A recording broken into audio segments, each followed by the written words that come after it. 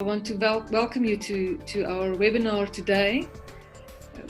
Wonderful to see a really good turnout to speak and to interrogate the legacy of the 1820 settlers. It is 200 years since these British migrants arrived in what is now Nelson Mandela Bay, and it has been noticeable to me that not much intellectual interrogation has been taking place during the course of this year on this topic. I'm only aware of one seminar or colloquium that's had to be postponed because of the coronavirus pandemic, which is due to be hosted by the Joburg Institute for Advanced Studies, and but there may be others as well. But one would have thought that there would have been more of a grappling with the significance, with some of the historiography, but also with the legacies. One is very much aware of the difficulties of the of the Eastern Cape province today, and of course many of those difficulties can be ascribed also to the historical question. So without further ado, so this webinar is titled White Missionaries, Cape Liberals and British Warlords, Unleashing Racist Chaos in the Cape Colony. And it is part one of this webinar series, which is overall titled 1820 Unsettled. It is being co-hosted by CANRAD in collaboration with the Department of Political and International Studies at Rhodes University. And I'm very happy and it's really a great pleasure to welcome a former colleague of mine here from Nelson Mandela University, who's now with Rhodes and who will be our speaker today, Dr. Mandisi Majavu. So Mandisi is a senior lecturer in the Department of Political and International Studies at Rhodes. His research ranges across political histories of race in settler societies such as Australia, New Zealand and South Africa, with a current focus on the racial politics of the settler colonies of South Africa from the 19th century into the recent past. Dr. Majavu's work engages the theory, Dr. Majavu's work engages the question of race in relation to science, sport and liberalism, as well as the critical theorization of anti-blackness in the 21st century. He is the author of Uncommodified Blackness, which was published with Palgrave Macmillan in 2017. So Dr. Majavu will speak for 35 minutes, after which we will have a question and answer session. And I want to direct you to the chat function in the Zoom. If you move your cursors, for those who are not familiar with the Zoom platform, if you move your cursor, you'll see that there's a bar at the bottom, and roundabout in the middle there's something called chat, and there you can enter your questions for us.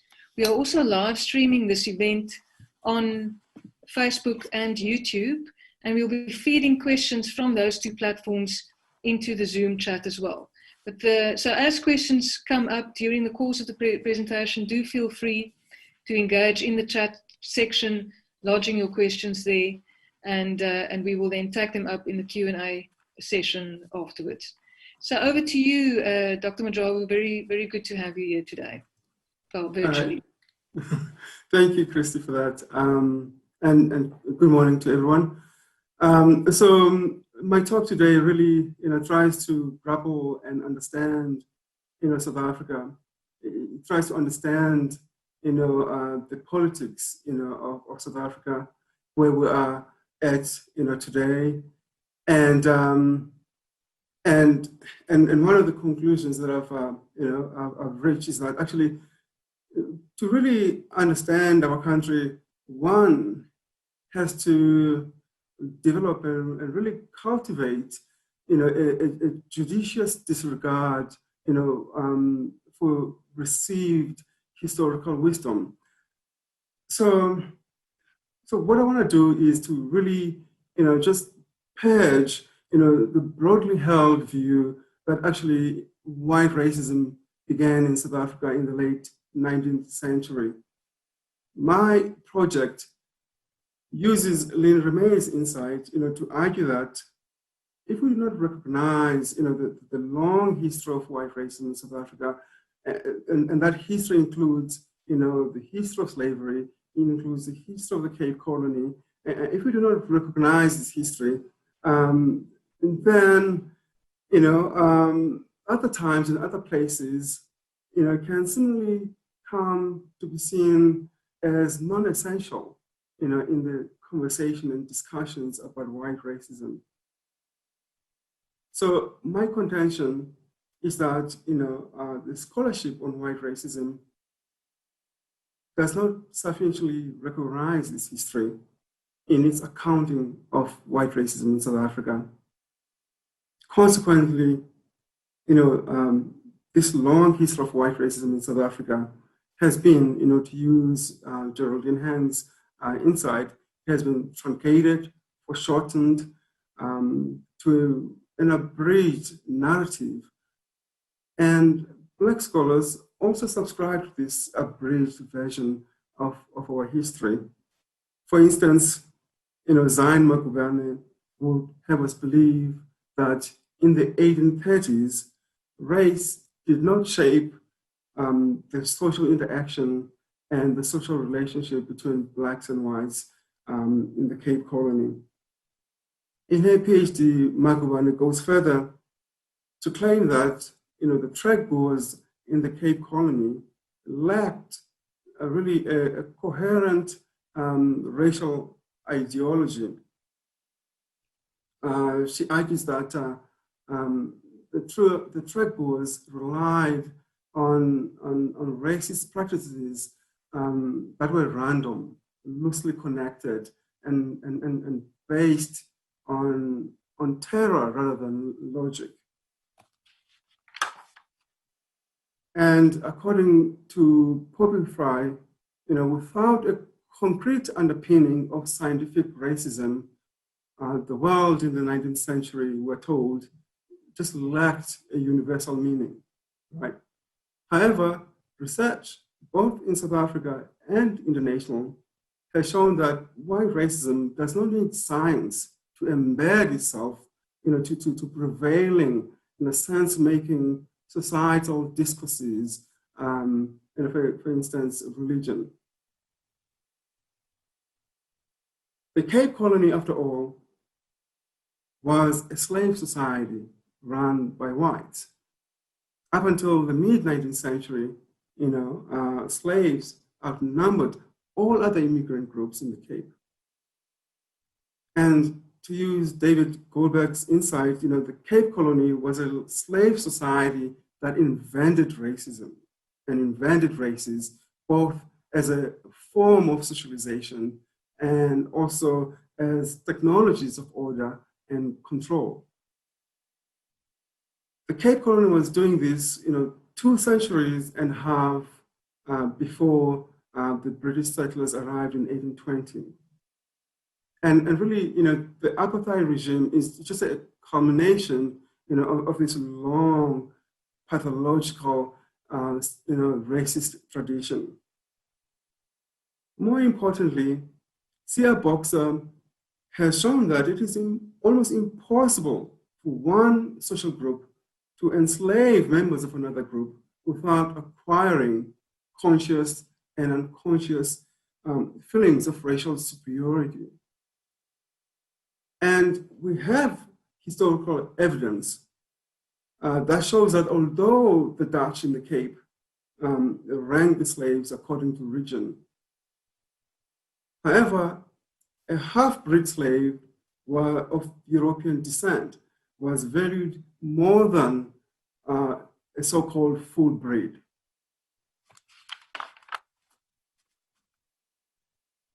The Cape Colony was really a unique slave society. According to Robert Shaw, no other slave-holding society had such a culturally diverse slave population. Slaves in the Cape Colony were taken from areas on the Dutch trade routes in the 17th and 18th century. And these include Madagascar, Sri Lanka, Indonesia, and Mozambique, India. And in 1721, the Dutch East India Company established a slave factory in Mozambique, what was called then the Delagoa Bay. And really this slave factory at the time yielded about 280 slaves over 9 years. So it wasn't a very fruitful endeavor for them. And according to Robert Shaw, the slaves from Mozambique and their reputation in South Africa as reliable and very good workers. And it is partly for this reason that mine owners in the Witwatersrand mines later on in the century preferred workers from Mozambique. Robert Shaw illustrates that cultural diversity notwithstanding, all so-called half-breeds were considered ipso facto superior to all full-bred slaves in the Cape Colony. Furthermore, the term half-breed did not apply to slaves born of parents of different continents, regions, countries outside Europe.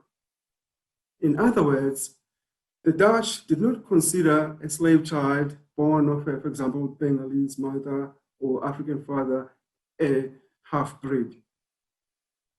According to Robert Shaw, although several competing social hierarchies jostled one another in the 17th century Cape Colony and even the whole 18th century, a racial classification scheme was actually developed in the colony. And according to this racial classification scheme, all slaves and people of European descent according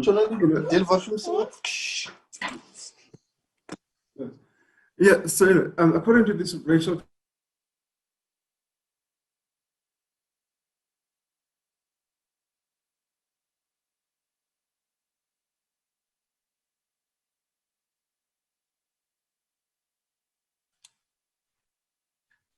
Hello, one can't hear the speaker. He's muted.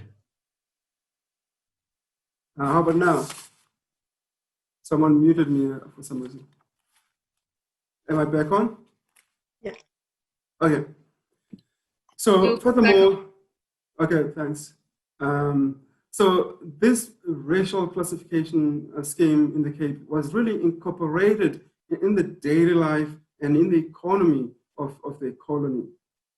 Robert Shaw points out that as early as 1685, a direct and conscious racialized connection had been made between reservation of certain jobs for whites.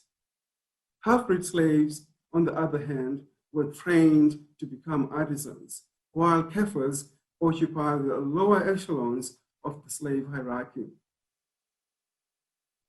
And because of the long-term shortage of white women at the Cape, half-breed slave women were encouraged to get married to white men. On the other hand, male slaves, half-breed or otherwise, were not encouraged, to get married to European women. So I argue that, this racializing classification system at the Cape, really was used by the settlers, to order society, but more importantly, this system is really shaped and it can be traced, to really a canonical, white discourse that has pronounced, historically has pronounced decisively on the ethical and moral values of blackness and whiteness. Geraldine Hang, traces this racializing discourse, to medieval Europe. Throughout the Middle Ages, a black, is the color of sin. It is the color of demons, right? Whereas white is the color of noble blood and superior class. So what I'm saying here is that, the Cape Colony's racial classification system is really derived, from a shared Eurocentric literature. in the Cape Colony, whites used this racial classification system not only just to order society, but actually to place value on human difference. David Goldberg has argued that racial polities have a tendency to invoke race, to justify racial oppression and racial hierarchies. And really, this is a recurring motif throughout South African history. And the consensus among progressive English historians is that white racism in South Africa really starts taking form and shape in the Cape Colony in the late 19th century. And we're really told that this is when our racial troubles began. According to Clifton Crace, in the early 19th century, whites' racial attitudes towards blacks in the Eastern Cape were ambiguous, contradictory, and confused. Clifton Crace writes that in the British settlers' imagination, blacks were at once incapable of significant change, yet remained inferior. White missionaries largely viewed blacks through a romanticized, noble, savage white frame. For instance, Reverend John Philip of the London Missionary Society, regarded white settlement in South Africa, as a victory of reason over ignorance, a victory of European civilization over barbarism. White liberals understand Reverend John Philip's outlook as paternalistic rather than racist. The scholarship of the 19th century Eastern Cape, particularly the early 19th century scholarship, is an argument that whites were paternalistic rather than racist towards black during this time. We are told that since whites could not subdue Amaxhosa in the 19th century, therefore whites couldn't implement their racist project. And really this confusion about race and racism, it becomes the cornerstone of what I term the liberal frontier scholarship. International Black scholarship has shown that the moment of race does not constitute the period in which the dominant social group gains power and the means to persecute the other. Rather, the moment of race happens when the social interaction between two social groups is based on the construction of identities that are in opposition to the ways that the other group is perceived. So when Reverend John Philip says he found the natives in South Africa living in barbarism and godless, he's not only describing the native in primitive terms, nor is he proselytizing, right? But what he's really doing is really laying down a discursive foundation needed to manufacture and produce, the dominated subject. So if Cape liberals like Reverend John Philip were in agreement that the native lacked markers of civilization and therefore was culturally backwards and in dire need for improvement, then it made sense that colonialism would be seen as a humanizing project. And when later in the century, Governor Deben throws up his hands and says natives are irreclaimable savages, he is drawing from the work produced by the likes of Reverend John Philip. And he's using that work to produce a racializing discourse that is further utilized to justify atrocities committed by the British settlers in the Eastern Cape under the aegis of colonialism. Governor Deben is really drawing from a wide-ranging discourse that portrays blacks as half devil and half child. And when the tribe Boers and British settlers use the epithet Kefa to refer to blacks, they are actually using that term as a racializing discourse because that's how Europeans understood that time, during that time. And actually they get that term from the Portuguese, right? Who were, running this thriving business enslaving Africans. So this also partly really confirms, my claim that white racism is really a shared project, among Western countries. The 5,000 British settlers who arrived at the Cape in 1820 are often scapegoated for the change of racial attitudes in the Cape. This is a gross misreading of history. The British Empire took control of the Cape Colony in 1806, and in 1808, the British Parliament outlawed slavery. And this caused labor shortage throughout the British colonies. But we also know that actually this did not end slavery in the Cape, because slavery was still being brought in the Cape during this time. We also know that between 1808 and 1815, over so-called prize Negroes, 2,000 of them were brought into the Cape and were absorbed by a forced labor system which was still firmly in place in the Cape. Actually, many Black people were captured in the early frontier wars, with the aim to channel them into this forced labor system in the Cape. According to Elizabeth Aldrich, the presence of a forced labor system in the Cape meant that many of the Blacks brought back from the frontier wars found themselves introduced into the Cape Colony as unwilling workers. Furthermore, the 1820s were really a volatile time, right, in Southern Africa. There was just widespread conflict over resources, violence, and there was drought and so on, right? And so according to white propaganda, this period witnessed what's called Infekane, right? And we're told that really the main protagonist of this Infekane was Shaka, right? And this Shaka really becomes a fictional character, right? It is this large, lasting figure, right? Who just causes havoc throughout Southern Africa. Of course, this myth is created by white propaganda. Interestingly, this myth making has such a powerful ideological reach that we see it interacting with the worldview of the non-conformists and descendant Xhosas, and they adapt it as part of their Fingo identity. It is partly for this reason that when the Fingos arrived in the Cape Colony in 1835, the Cape government framed this event as an emancipation of the Fingos from the Xhosa. According to Poppy Fry, the myth of emancipation as an event owes more to the interest of the Cape government, as well as the Fingos' need for a coherent narrative than to the actual circumstances.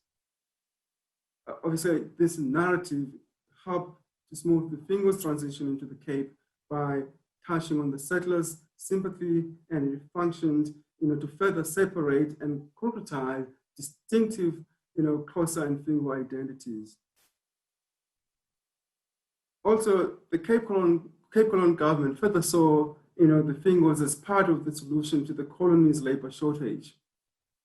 According to Julian Corbyn, the arrival of 5,000 British settlers in 1820 produced an extra demand for labor because new settlers needed help to cultivate newly seized land from the Xhosas. Julian Corbyn adds that the labor shortage threatened the whole British project in the Eastern Cape. So really, my point here is this, the 5,000 British settlers who arrived in South Africa in 1820 did not introduce new ideas about race or anti-Black racism in South Africa. Those ideas were already firmly in place, and they had been in place, a century and a half before these British settlers arrived.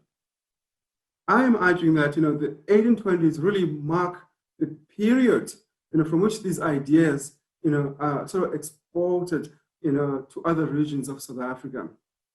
For instance, the trade boers in the 1830s, they go on this great trek, right, where, they claim that, they established in a covenant with the apparently racist God, with the aim, to build a society where racism will be ambient and gratuitous, right? And they actually achieved this in the mid-20th century. And I mean, this is just well documented, right? I mean, the feelings of racist superiority just energized, Afrikaners to undertake, this great trek.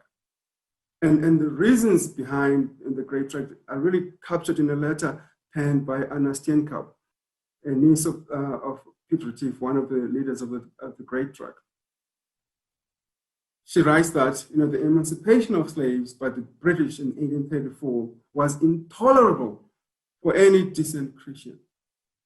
Jacobus Boshoff, a 19th century Afrikaner statesman, further explained that Afrikaners took the great trek because they felt that the British government's goal and objective was to encourage blacks to see themselves as equals to whites and to encourage intermarriage of whites and blacks. Hence, the Afrikaners needed to get away from the British settlers. The British settlers, on the other hand, went on their own great trek, right, in the Eastern Cape. Now, deranged, racist warlords here were just let loose and given license, right, to just kill natives who resisted, this land grab and this colonial project, right? According to Clifton Crace, the British not only committed untold atrocities in the Eastern Cape, the Empire's scorched earth policy created outright famine, in many cases. George Thiel, refers, to this obscene violence unleashed by the Brits in the Eastern Cape. It's really, he calls it, the Kefir Wars, right? And these called Kefir Wars really produce an elaborate, anti-black racism that was used, to justify, the mass killing, the plunder, and of course, it produced a host of anti-black racist laws in South Africa. Racist stereotypes such as treacherous savages, merciless barbarians, thieves, were used, to refer to amaXhosa. The racist segregation and racist legislation that foreshadowed the apartheid regime were first introduced by the British in the Cape Colony from the mid-19th century. In 1847, the Cape Colonial government issued regulations for the establishment of stricter municipal control over natives, which among other things encouraged the establishment of native locations. Obviously, we call these locations today townships. And these locations were constructed specifically for Black people. And Blacks were prohibited from residing outside these areas unless they were housed by their white employer. And moreover, Blacks needed a pass to access white areas, and this is mid-19th century. Between 1849 and 1850, racial segregation was instituted in Port Elizabeth in East London. Other Eastern Cape towns followed suit, like Cradock, Grahamstown, and Graaf-Reinet. And by the late 19th century, the racist motif of unruly and hypersexual native was just fundamental and really just diffused throughout South Africa. And a racist campaign of this Black peril was concocted and really orchestrated to portray Black men as really presenting a clear and present threat of interracial rape. The apartheid regime would later use this narrative as well, but they gave the an Afrikaans label, Swart Gevaar. Internationally, it has been demonstrated that actually, the British attitudes towards Africa and Africans have been evolving way before the Victorian era and way before 19th century.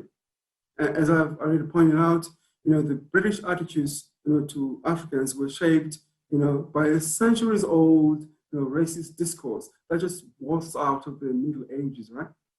And the massive campaign against slave trade at the end of the 18th century and throughout the 19th century did not completely derail this racist discourse about Africans and Africa. It temporarily interrupted that conversation. Hence, by mid-19th century, British reverted to their old ways. And the rise of scientific racism later in that century gave this discourse credibility and really an insufferable air of infallibility. To echo George Fredrickson, the varieties of anti-Black racism that were developed in modernity by the West had greater impact on African history, more than any functional equivalent that we might detect in another era or part of the world.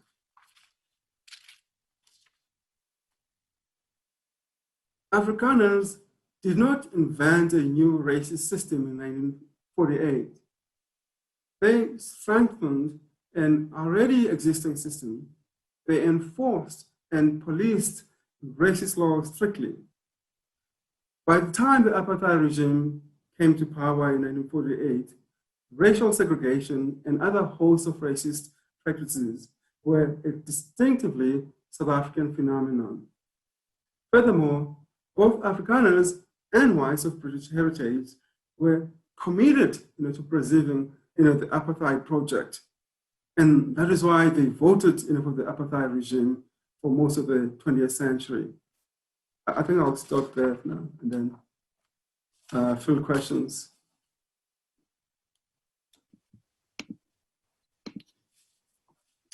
Thank you so much, Mondisi. Sure.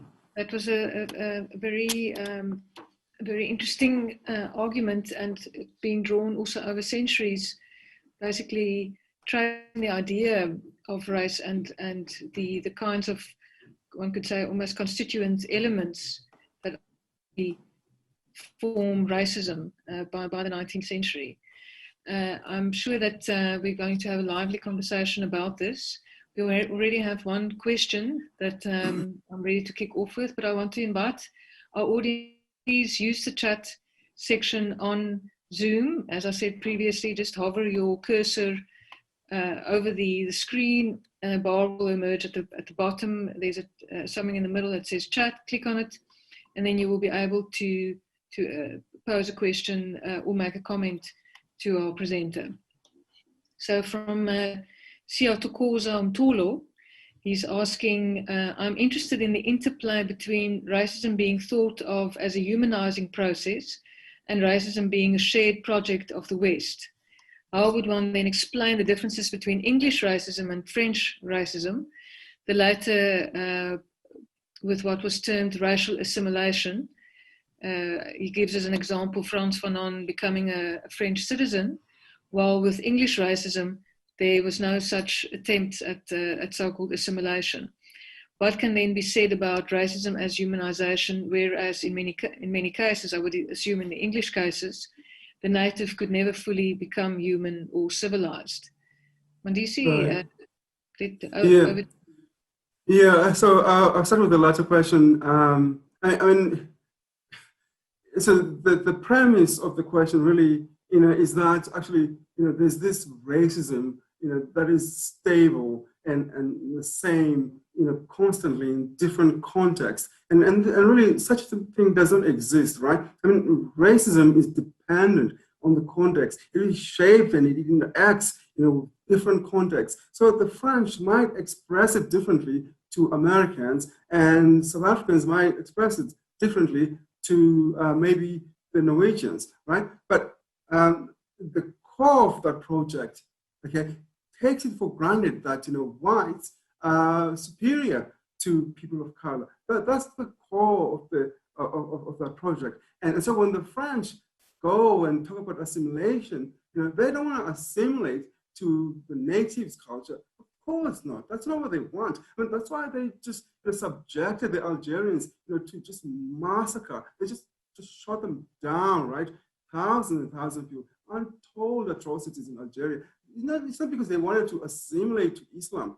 No, okay? They wanted, Algerians to assimilate to the French because, as far as they're concerned, the French, are really the boldness of this civilization. Supposedly, they invented modernity and so on and so forth, and the idea of human rights. So that project, make no mistake, is very much rooted in the idea of whiteness. So the other one, interplay between racism and the humanizing process. Here again, I mean, it speaks again to the same idea, that actually we white people, we are superior. We know what is best for you, and we're gonna do this thing because it's gonna be good for you in the end. You might not like it, but we've got all the answers. You are just a child if you are not apish, but ultimately we have nothing to learn from you. And when we are doing this out of the goodness of our hearts, it's this burden, right? And then it becomes like this white man's burden. So it's expressed in America. They go over there and, they bring this civilization out of the goodness of their heart, So it speaks to the broader project of race and whiteness. Yeah, in the sense that the white person is still, or the white man to be specific, is still set as the standard for humanity. Yeah. And any kind of assimilation that has to happen to what in the colonial rationality would be the white person as the human standard. Yeah. Right. Yeah. Thanks for that. We have another question here from Trevor and Anne. I don't know if it's from both or one of them.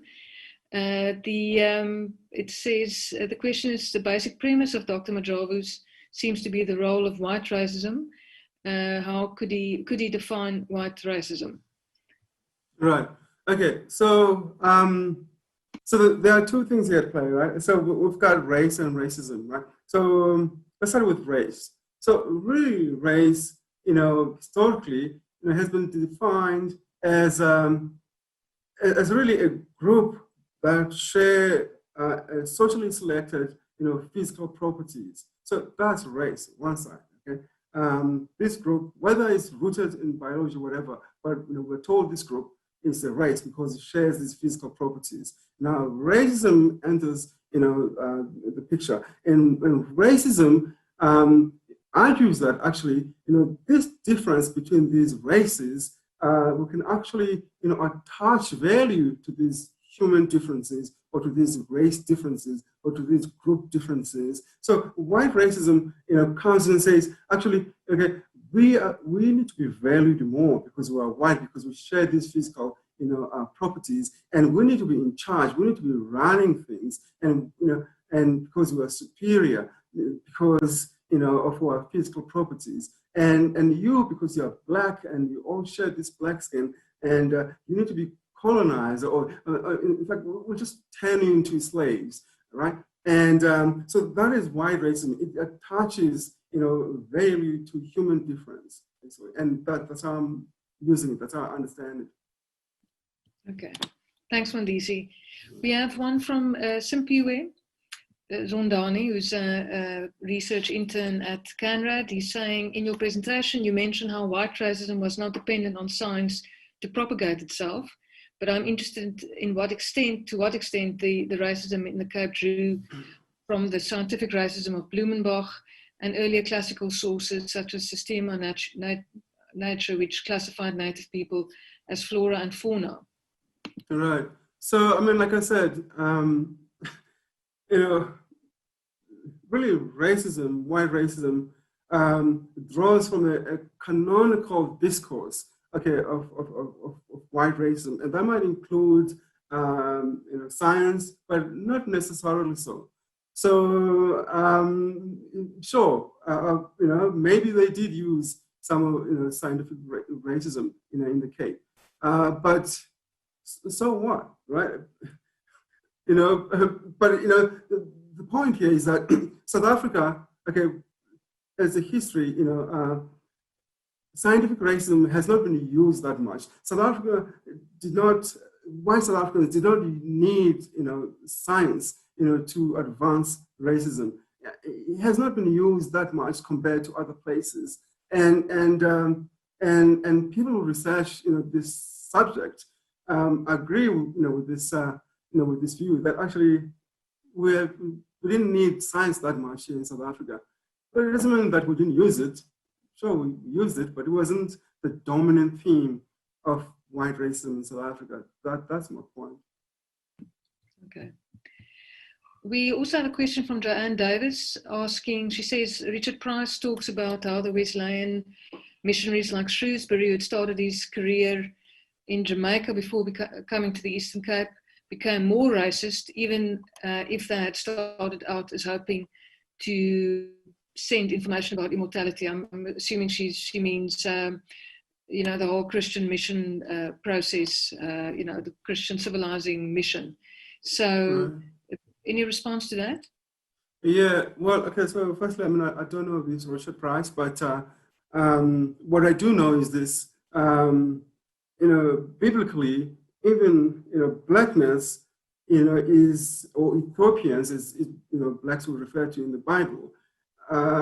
People, who are seen as, who need to be saved, right? Blackness is damned, whereas whiteness is saved, right? So I'm assuming, Richard Price also, moved from that premise because the whole missionary project, was based on that idea that actually these Ethiopians and these black people, they are living godless, and we need to bring this civilization to them. That'll be my, how I understand this Richard Price until I see his work. But I doubt I'll be, I'll find something different.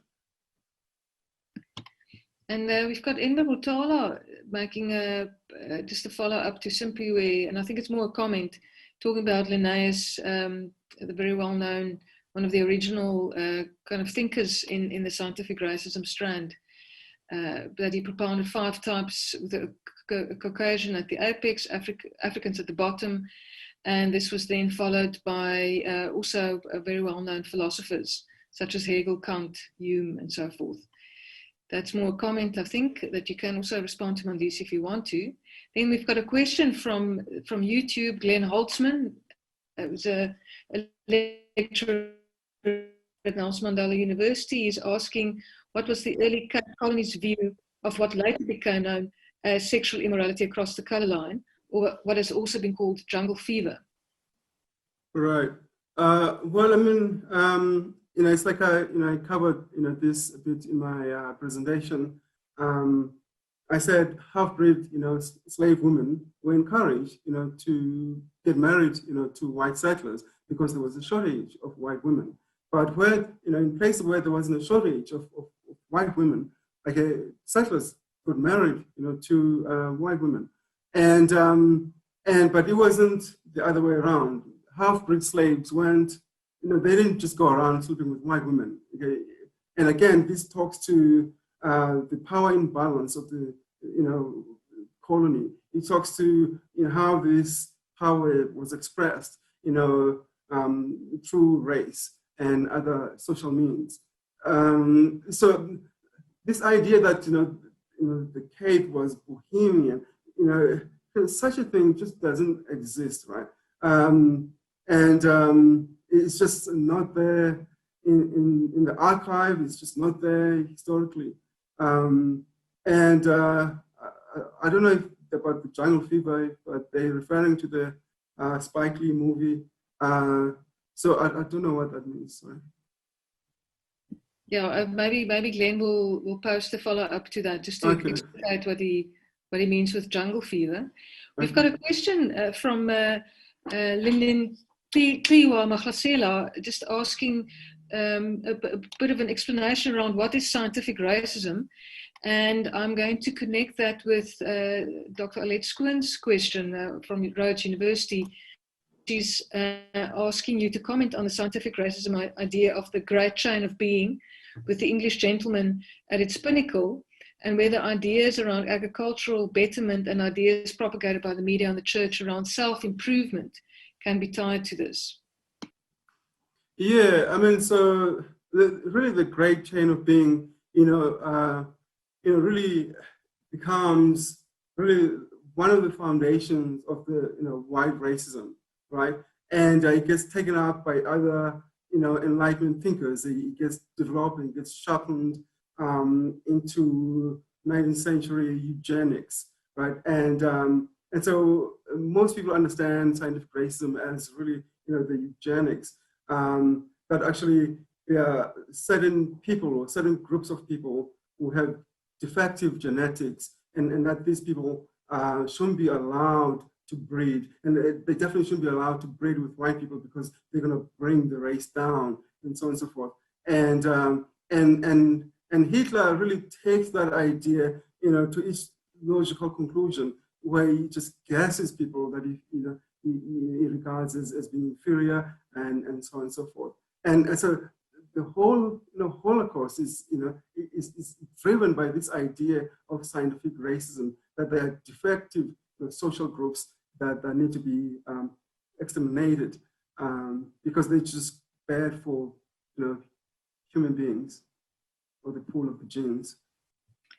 Yeah, to keep, I'm noticing we've got quite a few more questions, so I'm going to take them in two lots. Okay. To keep on the scientific racism line of thinking, Ingrid Matala is saying that the point I was making was that Western science was deeply implicated in the construction of racist ideas. And then Rachel Collette is saying, as I understand it, Dr. Majava, you are saying that historians are overvaluing the role of scientific racism. And then she asks, why is it so important to understand that we did not need the science to be racist? Is it perhaps because then Christianity needs to take on its racist legacy more fully? What does overvaluing the role of science in racism in South Africa stop us from seeing? That's a very good question. Yeah, so I mean, I didn't say that historians overvalue the importance or the role that scientific racism played. I'm just saying in South Africa, scientific racism didn't play that huge role, and this is just consistent with the literature. So you might have played a big role maybe in the US. I'm not sure. And what does scientific racism prevent us from seeing? Well, I mean, so if we can all say that, I mean, if people feel that if they say, yeah, well, scientific racism doesn't exist, they feel that, they've rebutted the whole project, that, that actually, okay, now we understand it, and therefore it means, I'm not racist, or racism does not exist. But long before there was scientific racism, right? Racism was based on mythology, right? From medieval Europe, it was based on religion, religious texts, and it was based on social taboos, and so on and so forth. And scientific racism, it comes later on in modernity. It just gives it, a much more scientific grounding. But that's all it does. And when you rebut and refute, the scientific aspect of that story, it doesn't mean that you've destroyed the whole narrative. In fact, research shows that we have not done that nowhere in the world. The literature is very clear on this. It still exists, and so whether Christianity should take more role or take more responsibility in the contribution of developing that narrative. Yeah, I mean, that's not for me to say. Maybe it's for Christians. I don't know. I'm more interested in understanding ideas, how they were developed, and how they and just their trajectory, and that's how I see my role. Thanks. We've got another two questions then that are more about differentiating between different dimensions and elements. Siatukoza Mtolo is asking a follow-up question. The person is asking, basically, the question is more of how would we explain the difference between the English and French forms of racism in terms of how whiteness is elevated. And the second question was more to ask, how is it that the argued shared project would then present itself so differently in context? Would this point to an actually shared project or something a lot more organic on a contextual level? So, and I'm going to ask you first to address that, and then we'll take Debbie Gateskill's question. Right. So, I mean, this is really a propaganda, a French propaganda that actually, the French had a different kind of racism. I mean, all you have to look at Haiti, right? Okay. Now, the French there, okay, I mean, what they did, okay, in Haiti, it's just shameful, okay? And they developed a same kind of a slave society that we saw in the Cape, no different. And when those slaves rose up against the French, right? Okay, they just decimated them, just killing them. And when they eventually won, when the slaves eventually won, the French said, actually, you need to pay us, for this destruction, and you need to pay us back. And Haitian people had to pay the French up until, I think, early 20th century. And Haiti has never recovered, from that economically. And so this idea that the French had some kind of a liberal kind of racism, it's just a myth. Okay, it's really woven with this French identity that they are the champion of liberal values and human rights. But history is very clear on this. We can only go with what historical evidence exists to really assess, whether racism was expressed differently in different contexts. It just gets expressed in the sense that, maybe the spin is different. So white missionaries in South Africa, they come and say, okay, well, these natives have to be educated and whatever, and the French, they go somewhere else and they say these natives have to be assimilated. But deep down, there's no difference. I haven't seen it. None. You look even at German colonialism, all of it just doesn't exist. And it's just propaganda, basically. And that propaganda, I guess, it still has a hold on the French, because even today, right, they still believe in this color blindness that people aren't even allowed, to call themselves black or in official documents or white and those kind of things, right?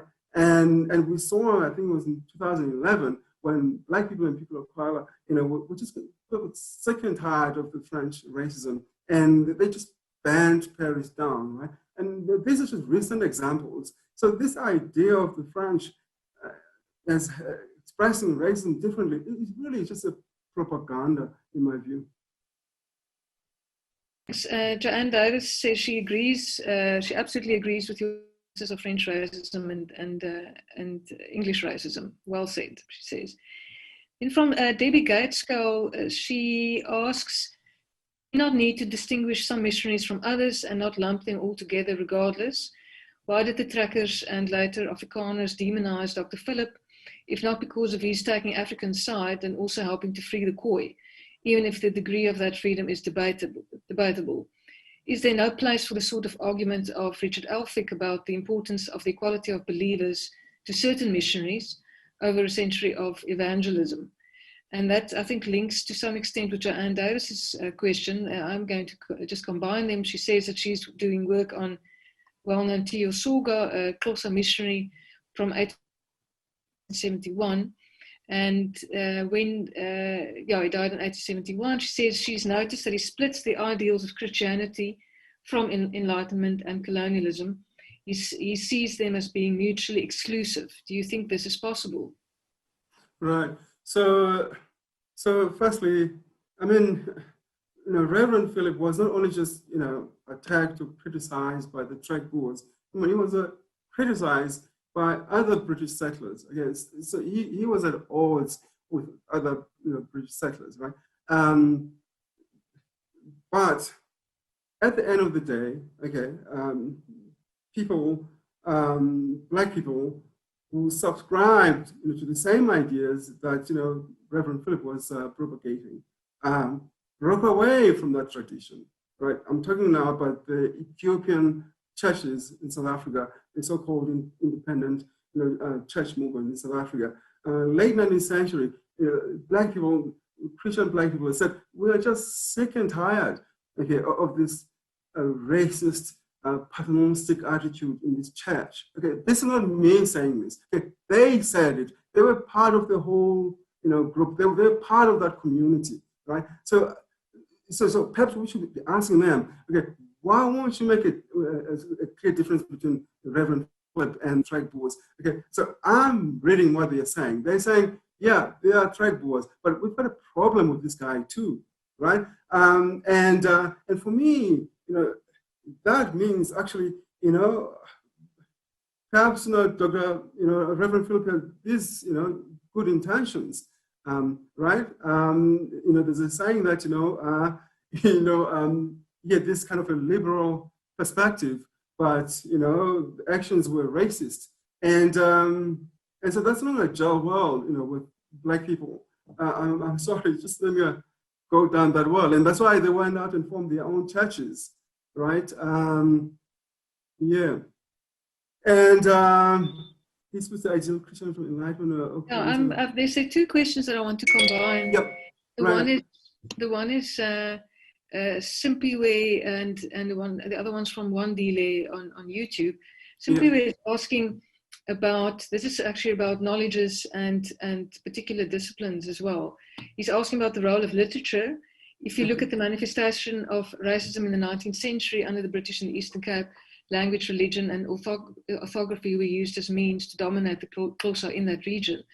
That was successfully done with the publication of a pamphlet which claimed that all cattle belonged to God, which resulted in the slow and devastating oppression of those tribes and chiefdoms.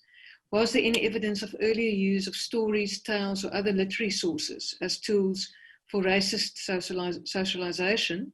And then we have Wandile on YouTube saying, thanks, Dr. Majal, for an interesting presentation. I'm interested in how the anthropological museums colluded with colonial and apartheid administrations to cement race and racism. Right. So, I mean, with regards to literature, okay, I really don't know. My research really, investigate just, it's really a history of ideas. That's how I describe what I do. And, I'm not a literary scholar. And so, sorry, I can't answer that. And with regards to, anthropology, again, I'm sure, anthropology as a discipline has been tainted, by this. And I'm sure South African, anthropology is no different. But, I'm not grounded in that discipline. So I don't have an informed answer for that one, sorry. Yeah, and anthropology, I think, is deeply implicated in the colonial project. We have Dani Mouton saying, thank you for a well-prepared presentation and an informative discussion. And Enver Mutala suggests a good text for understanding the good intentions of Philip and other missionaries is Nozipo Majeke's role of missionaries in conquest. So that's thanks for that, Enver. Any other questions, comments? Please do send them through. We do still have some time left. So Nozipo Majeke will be Neville Alexander, right? It's a pseudonym. Mm-hmm. Yeah. It was obviously a pseudonym that he was writing. Yeah, I think so. Yeah. Do you want to comment any further? Because I do know that you've. No. I've recently read a very stringent critique of yours on Neville Alexander. No, I won't say anything for now. I'll leave it for some other day. Okay. Right. Anything else? I don't know, Simpiwe, is there any more questions from Facebook and YouTube? Okay. All right. I don't know if you want to make any further comments from your side, Mandisi. Well, I think I've said pretty much what I wanted to say today. And one last thing I would say is that, yeah, I find it quite bewildering that, issues of race in South Africa, do not take center stage in the discussion given our history over 3 centuries of racism. And it's just taken for granted that we've moved now and we are a rainbow nation, and therefore there's no relevance for this discussion. We don't need to understand, this narrative. We don't need to understand this history, because somehow we can understand the issue of the land better, and that's more important. But we can't understand, I'm not saying that land is very important, sorry, it's important, but the land goes with the discourse, right? When you take people's land, you have to justify it, right? And those two go hand in hand. And then I find that very interesting, that actually, it doesn't, take center stage, in 2020 as it should be. But again, I think that just shows, how effective, the propaganda is, the non-racialism propaganda, right? This discourse that actually, I'm not even sure what history is being claimed here, right? About when people are using this non-racialism, because this non-racialism it's just not in our history, right? Okay, maybe charitably you could say it's a false hope syndrome of some sort. Okay, you're hoping for this, but it doesn't exist in practice. Okay, we haven't seen it in our history, and maybe even when it gets expressed in maybe in the 50s, 70s, 80s, it's really it gets expressed between comrades, maybe hundreds of these comrades in one office or in one workplace, but it doesn't translate into broader society. Okay, it just gets expressed by UDF comrades, but at the end of the day, in 1994, when we have to vote in Mandela, colored communities in Western Cape, they vote for the National Party, and I think that partly shows that actually, this idea of non-racialism, was not, deeply grounded in the community. It was really an academic project, and it remains that. It remains some kind of a theory, and it's a very effective propaganda trick. It really silences everyone. Thanks, Mandisi. Simpiwe was just his system died on him, but he's back with us. Okay. Simpiwe, any other questions from YouTube, Facebook? Just enter them into the chat if there are any. I think that Mandisi, something that you and I have also briefly spoken about in the past is this whole question that, of course, because sort of over time, people also tend to focus on what is almost like the most recent slight or the most recent wounding. Right. Apartheid, of course, as a in fact, it's difficult actually to find enough words of horror to describe apartheid and the wounding that it wreaked on black people's lives and other marginalized people. Right. But and in a sense we lose sight actually of the importance of the 19th century and the kinds of ideas that were forged at that time that fed into the possibility for apartheid. Right. Do you want to say a bit more about that? This sort of overemphasis that that in a sense we sort of from short span memory syndrome here of some sort, or perhaps we are so overwhelmed with so many different problems that we can't think further back. But why it is important to actually remember and to bring to the front also the 19th century specifically when it comes to race and racism. Yeah, so I mean, most literature, on the subject really tends to focus on apartheid, to focus on the 20th century.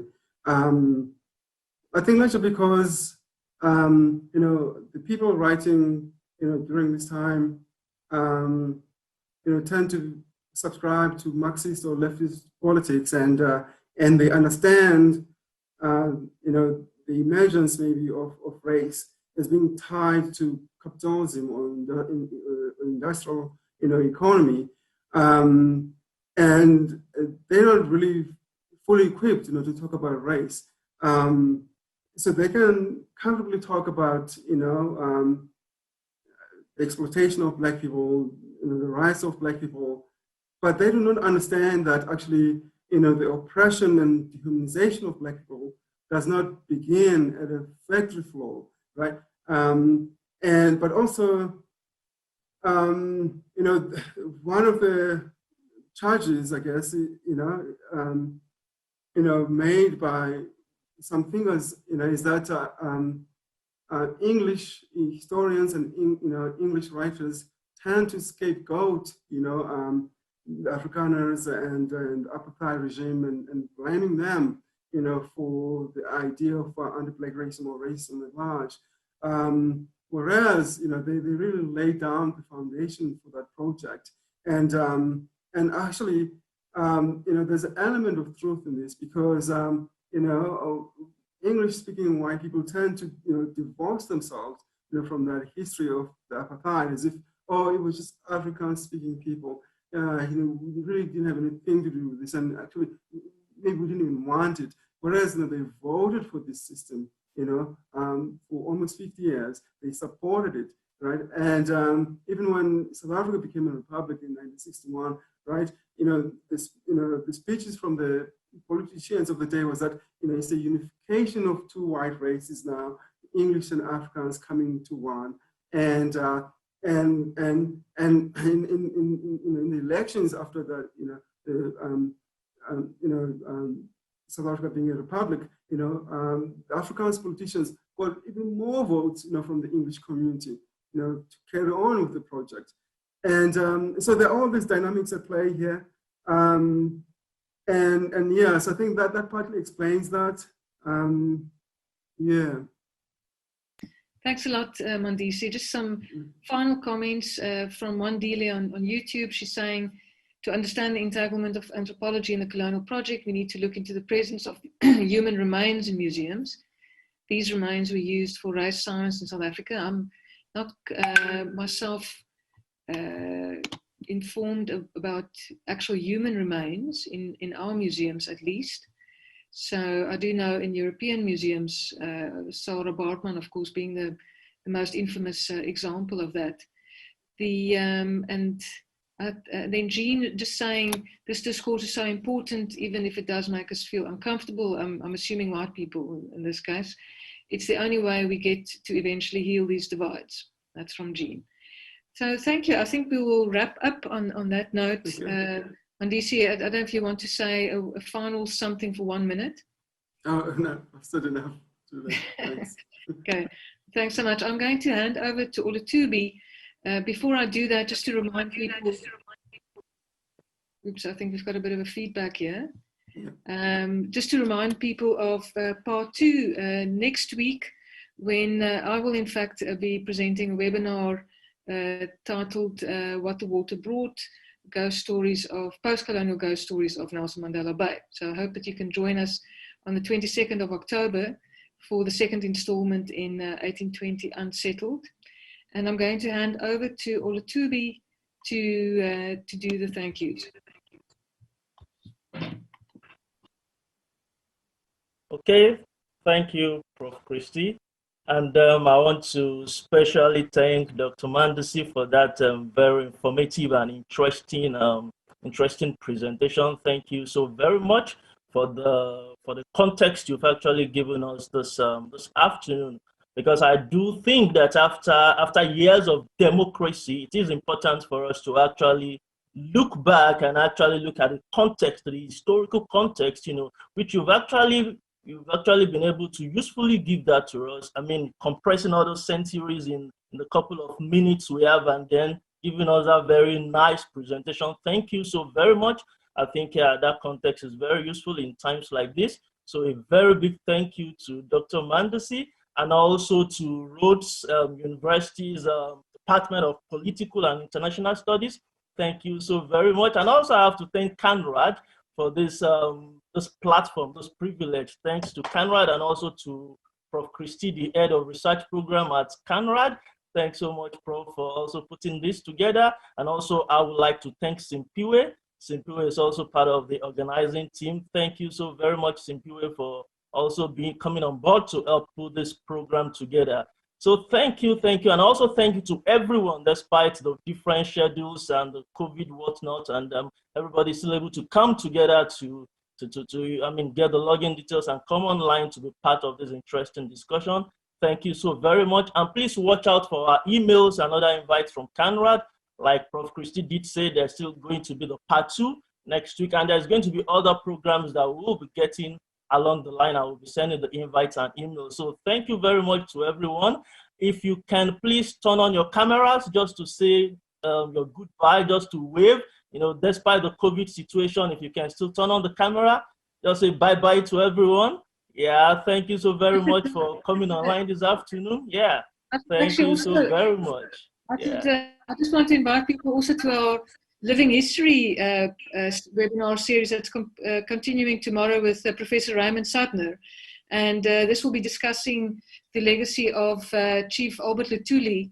This is I think the 60th anniversary of the awarding of the Nobel Peace Prize to Chief Luthuli. So tomorrow, if you go to our Facebook, you can get all the information on that webinar. Goodbye, and thank you so much. Thanks, Mandisi.